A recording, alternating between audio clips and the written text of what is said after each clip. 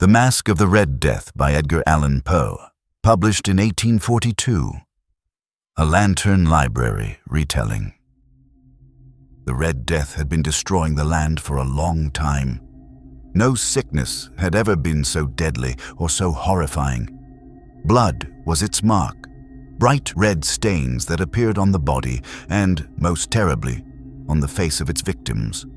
Once those marks showed, no one could help them.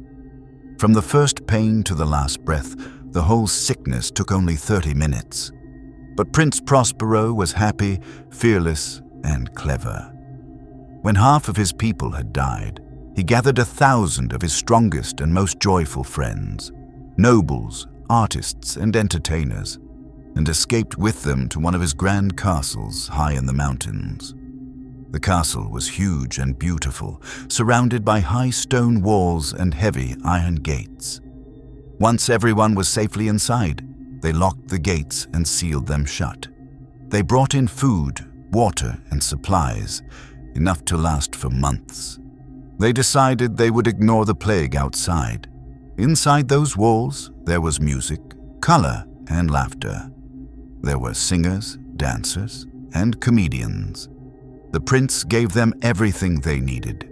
They had no reason to think about the pain outside their doors. Let the rest of the world suffer.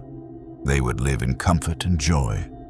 After about 6 months, when the plague outside was at its worst, Prince Prospero decided to throw a grand masked ball, a night of wild beauty and celebration unlike anything they had seen before. It was a sight both beautiful and strange. There were 7 rooms where the party took place, a line of rooms, each one connected to the next. But the design was unusual. In most palaces, you can look straight through a series of rooms and see from one end to the other, but in this castle, you couldn't. Each room was set at an angle, and every 20 or 30 feet there was a sharp turn, so that when you stood in one room, you could see only into the next. Each room was decorated in a single color, and each had a tall, narrow, arched window made of colored glass that matched the room. The first room was blue. Blue walls, blue carpets, blue light from the blue window. The second room was purple. The third was green, the fourth orange, the fifth white, the 6th violet. The 7th room, though, was completely different. Its walls were covered in black velvet, and the floor was carpeted in the same dark fabric. But unlike the others, the window in that room wasn't black. It was a deep, blood-red color. When light from the outside torches shone through it, the whole room glowed a dark red shade that made everyone uneasy. In that black room also stood a huge clock made of ebony wood. It had a loud, heavy pendulum, and every hour it struck with a deep, slow sound that echoed through the rooms. The sound was so strong and solemn that every time it rang, the orchestra stopped playing, the dancers froze, and a strange tension filled the air. People felt nervous, even frightened. But when the sound faded, they laughed softly at themselves, and the music and dancing began again, until the next hour came. Still, the celebration went on. Prince Prospero had a wild imagination. His taste in decoration and design was bold and strange, yet beautiful. Some people thought him mad, but those who knew him believed he was simply passionate, full of creative fire. The masquerade, the grand costume ball, was unlike anything anyone had ever seen. There were hundreds of costumes, each more fantastic than the last. Masks of every color and shape filled the rooms. Beautiful, bizarre, and terrifying. Some guests dressed as animals, some as monsters, some as ghosts or spirits. Others wore glittering jewels and shining fabrics that reflected the colored light from the windows as they moved. The music was rich and wild. The laughter of the guests mixed with the sound of the orchestra. People danced, joked, and whispered behind their masks. It was a dreamlike world, full of color, noise, and mystery. But in the black room, almost no one danced. The red light that filled it made the faces of those who entered look horrible, as if stained with blood. And every hour, when the ebony clock struck, the sound rolled through the rooms, deep and slow, and for a moment, all joy died away. Yet after each chime, the guests laughed and continued their dance until midnight came.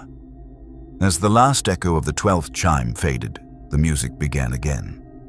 But it was weaker now, uncertain, and then a whisper ran through the crowd. A new figure had appeared among the dancers. At first, no one noticed him, but soon, people nearby began to fall silent.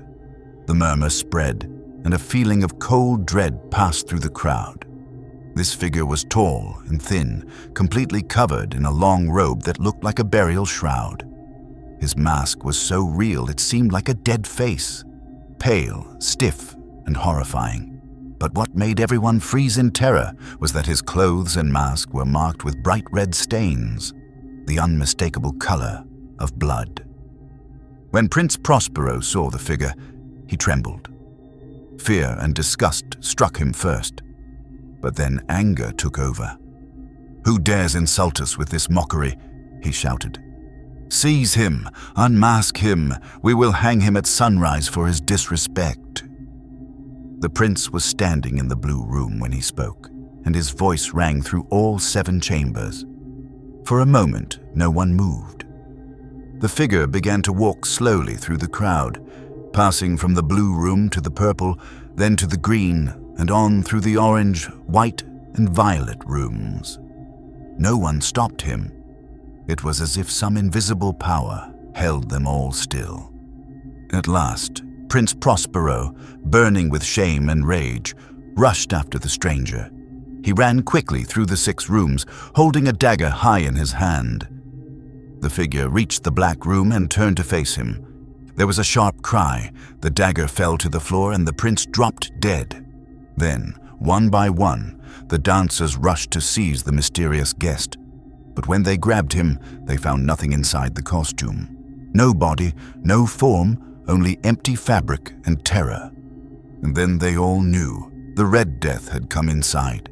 It had moved like a thief in the night, slipping into the prince's fortress despite all his walls and iron gates.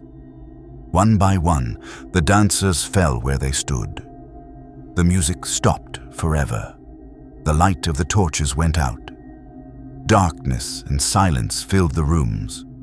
And over everything, over the prince, over his 1,000 friends, over the grand castle, the Red Death ruled, unending and complete.